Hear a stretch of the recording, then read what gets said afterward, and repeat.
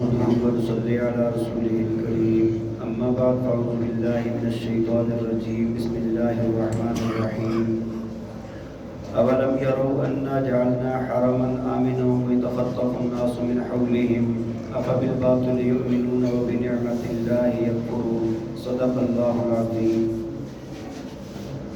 توجہ فرمائیں، اللہ تعالیٰ فرماتے ہیں اولم يروا انا جعلنا حرما آمنا، فرمایا کہ کیا یہ لوگ نہیں دیکھتے کہ ہم نے حرم کو امن والی جگہ بنایا ہے، حرم کو امن والی جگہ بنایا ہے۔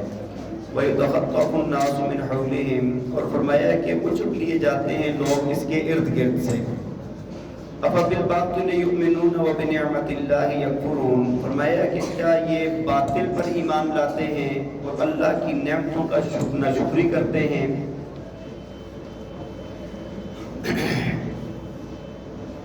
دیکھیں جی، گزشتہ میں اللہ تعالیٰ نے مشرکین کے متعلق فرمایا تھا کہ ان پر جب سخت وقت آ جاتا ہے تو پھر صرف اللہ کو پکارتے ہیں، خاص کر جب دریا کے اندر سمندر کے اندر پھنس جاتی ہے ان کی کشتی اور وہاں پر طوفان آ جاتا ہے تو پھر یہ صرف اللہ کو پکارتے ہیں، پھر لات عزا منات ان کو کیا بھول جاتے ہیں یہ لوگ۔ تو جب اتنی مشکلات کو حل کرنے والی اللہ کی ذات ہے تو جب آسانی میں آ جاتے ہیں پھر بھی اسی کو پکارنا چاہیے۔ تو بہرحال آگے اللہ تعالیٰ نے ان لوگوں پر اپنے انعام کا ذکر فرمایا ہے کہ اللہ تعالیٰ نے حرم کو امن کی جگہ بنایا ہے۔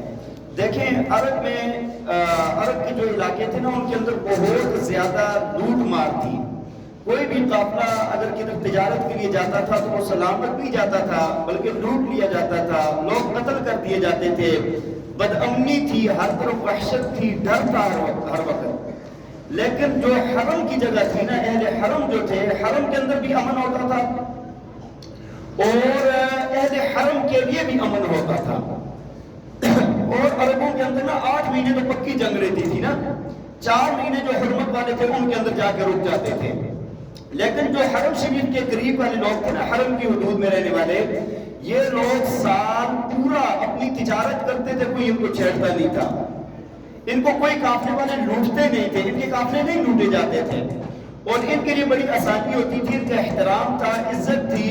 اور حرم کے اندر بھی جنگ و جدال منع تھا، اب بھی منع ہے، لیکن ہمارے پاس نہ سمجھ لوگ جاتے ہیں آج بھی جا کے حرم کی حدود میں لڑ رہے ہوتے ہیں، اور جو سمجھدار لوگ ہوتے ہیں وہ ان کو سمجھا رہے ہوتے ہیں بھائی یہ حرم ہے، حاجی صاحب یہ حرم ہے، یہاں پر لڑتے نہیں ہیں۔ اور بعض اس سے اگلے درجے کے ناسمجھ لوگ ہوتے ہیں جو خانہ کعبہ کے اندر حجر اسود کو بوسہ دینے کے لیے لوگوں کو دھکے مار رہے ہوتے ہیں۔ بھائی حجر اسود کو بوسہ دینا مستحب یا سنت ہے اور کسی مسلمان کو تکلیف پہنچانا حرام ہے، عام حالات میں بھی حرام ہے، پھر جہاں پر حرم کی حدود کے اندر ہونا کتنا حرام ہوگا، پھر خانہ کعبہ کے اندر عین حجر اسود کے سامنے یہ کام کرنا کتنا بڑا گناہ ہوگا۔ یہ ہم لوگوں کی نسل کی ہے، شریعت سے ناواقفی ہے، اکثر اس طرح کے واقعات پیش آتے رہتے ہیں۔ تو بھائی پہلی بات تو یہ ہے کہ اللہ تعالیٰ کا یہ انعام تھا اہل حرم پر کہ ان کے لیے ان کو کوئی بندہ چھیڑتا نہیں تھا۔ یہ عزت ان کو کس نے دی تھی؟ لات نے، منات نے، یا عزا نے، یا بتوں نے دی تھی؟ بھئی یہ جو حرم والوں کا احترام تھا یہ کس نے ان کو دیا تھا؟ اللہ کی ذات نے، ان کا یہ احترام اللہ نے رکھا۔ اور پھر اللہ تعالیٰ نے اس کی طرف اتنا لوگوں کو راغب فرما دیا کہ ہر بندے کا دل اس کی طرف اٹھا جاتا ہے۔ ابراہیم علیہ السلام نے دعا بھی فرمائی تھی نا، فَاجْعَلْ أَفْئِدَةً مِّنَ النَّاسِ تَهْوِي إِلَيْهِمْ، یا اللہ لوگوں کا دل اس کی طرف مائل ہو جائے، اور آج کوئی کام ہے۔ تو بہرحال اللہ تعالیٰ فرماتے ہیں کہ تم لوگوں کو یہ جو امن دیا ہوا ہے تمہیں تو اس نعمت کا شکر ادا کرنا چاہیے تھا، لیکن تم لوگ کیا کرتے ہو؟ نہ شکری کرتے ہو۔ اور آگے فرمایا کہ وَيُتَخَطَّفُ النَّاسُ مِنْ حَوْلِهِمْ، ارد گرد والوں کو نہیں دیکھتے کہ لوگ اچک لیے جاتے ہیں، ان کے قافلے لٹ جاتے ہیں، لوگوں کو قتل کر دیا جاتا ہے، یہ جو ایک منٹ کے لوگ ان کے ساتھ یہ سب کچھ اور ہے۔ تمہیں اللہ نے جو نعمت دی وہ تمہیں شکر ادا کرنا چاہیے تھا۔ فرمایا أَفَبِالْبَاطِلِ يُؤْمِنُونَ، کیا یہ باطل پر ایمان لاتے ہیں، غلط بات پر ایمان لاتے ہیں؟ وَبِنِعْمَتِ اللَّهِ يَكْفُرُونَ، اور اللہ کی نعمت کی ناشکری کرتے ہیں، اللہ کی نعمت کی کیا کرتے ہیں؟ اللہ نے ان کو یہ انعام عطا فرمایا، حرم کے اندر ان کو پیدا فرمایا، حرم کے ارد گرد کی ان کو ذمہ داری عطا فرمائی ہے، امن میں ان کو جگہ دی ہے، لیکن پھر بھی یہ لوگ کیا کرتے ہیں؟ ناشکری کرتے ہیں۔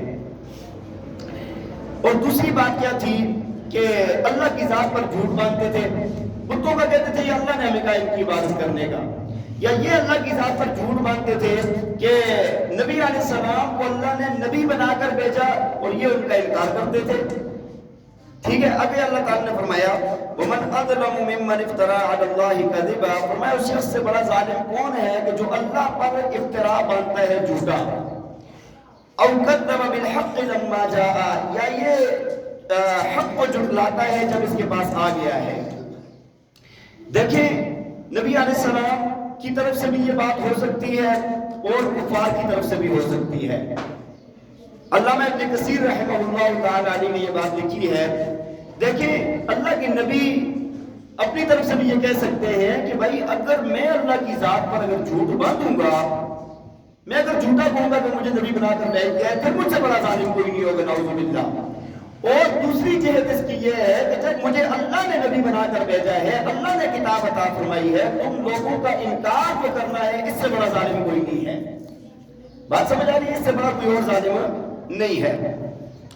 الیس فی جہنم مثوی للکافرین، اللہ فرماتے ہیں کیا جو ایسے کافر ہیں جو کتاب کا نبی کا انکار کرتے ہیں، فرمایا کہ کیا ان کا ٹھکانہ، ان کافروں کا ٹھکانہ جہنم نہیں ہے؟ ان کا ٹھکانہ کیا ہوگا؟ جہنم ہوگا۔ والذین جاہدوا فینا لنہدینہم سبلنا، فرمایا وہ لوگ کہ جو ہمارے لیے کوشش کرتے ہیں ہم ان کو اپنی طرف راستے دکھاتے ہیں۔ جہاد کا لفظ استعمال ہوا ہے۔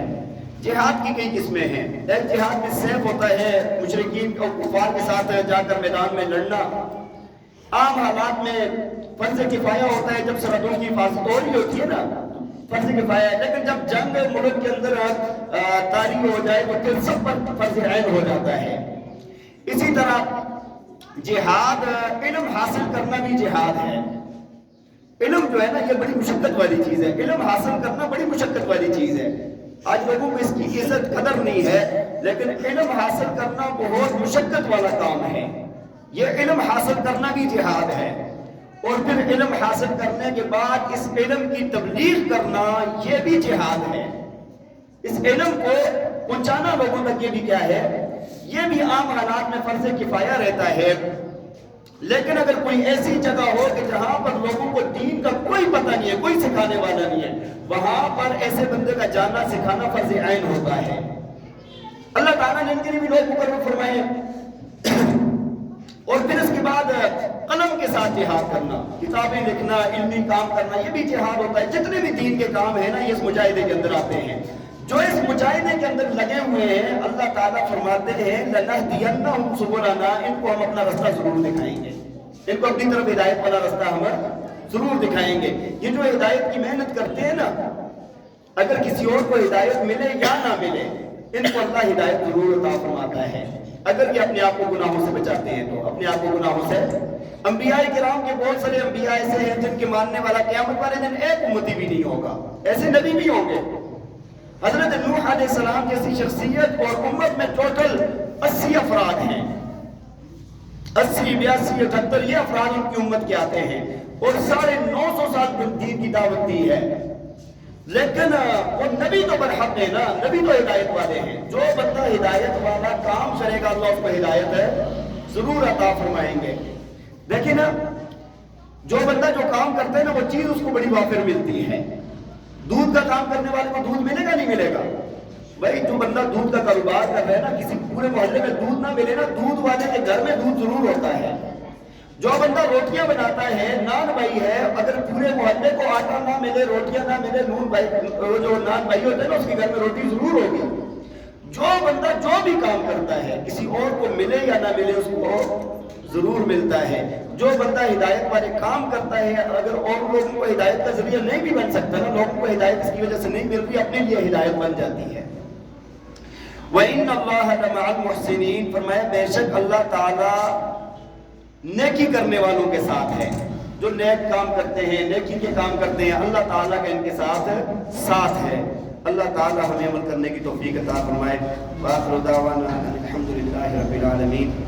سورہ عنکبوت مکمل ہوئی ہے. انشاءاللہ آئندہ درس سے سورہ روم شروع ہو جائے گی.